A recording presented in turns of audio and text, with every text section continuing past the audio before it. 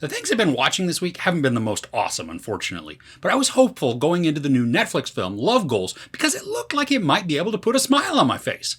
Did it continue that depressing trend of poo, or is this worth checking out?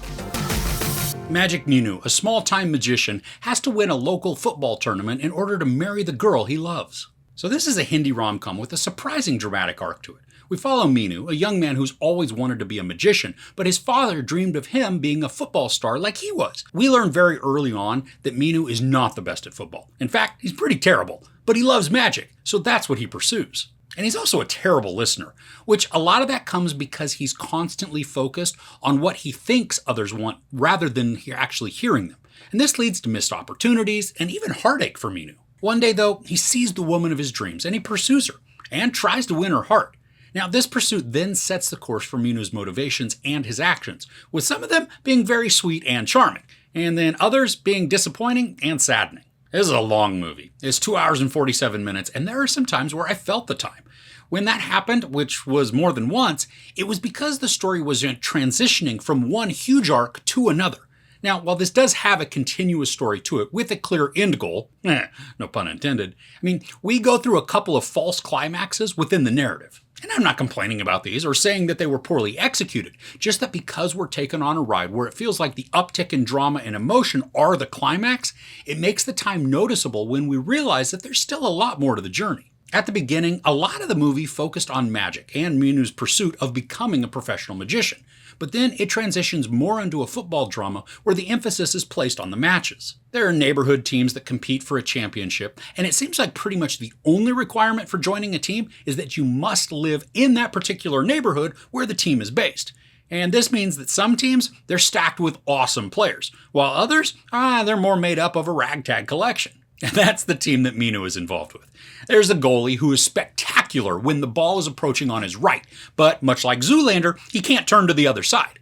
There's a set of twins who apparently have the same name, and that causes confusion on and off the field.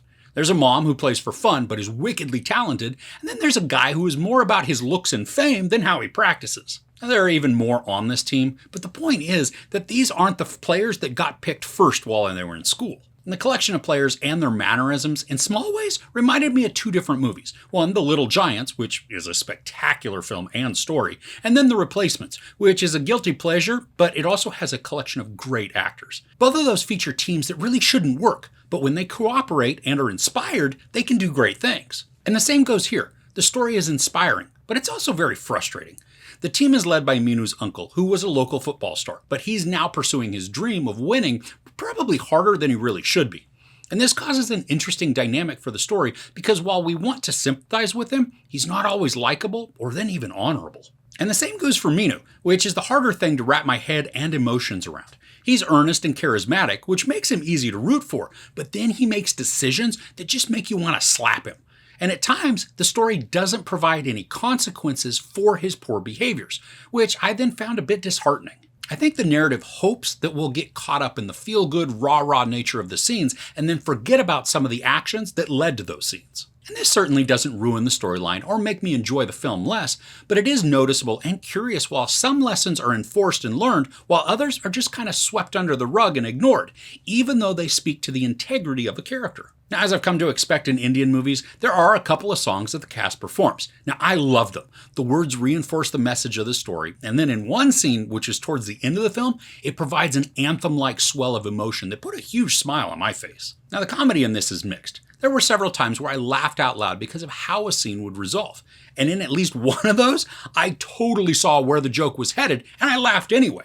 But then, throughout the majority of the story, while I may not have been busting a gut, I was amused. I was chuckling and smiling at the dialogue and the situations. Something, though, that caught me off guard was the dramatic angles within this. And I'm not talking dark turns in the story where all of a sudden just tragedy is striking at every angle, but there were elements that took a more serious and emotional approach, making me tear up at two different times. Now, I wasn't full-on crying like I was in Major, but I was caught up in the feeling that the story was creating, and I found myself completely sucked in. Now, the camera work is great throughout, capturing the excitement and action of a football match, allowing us to be right on the field, in the middle of the plays, but also not feel like we're missing the scope of what's happening around the players. And when the magic is being performed, I was in awe. Now, sure, they can use movie magic to make things appear and disappear flawlessly, but I loved how the camera would just stay focused on Meenu as he performed his trick, which then allowed us to feel like somebody in the audience at one of his shows. So overall, Love Goals is an inspiring love story about the magic of family and belonging.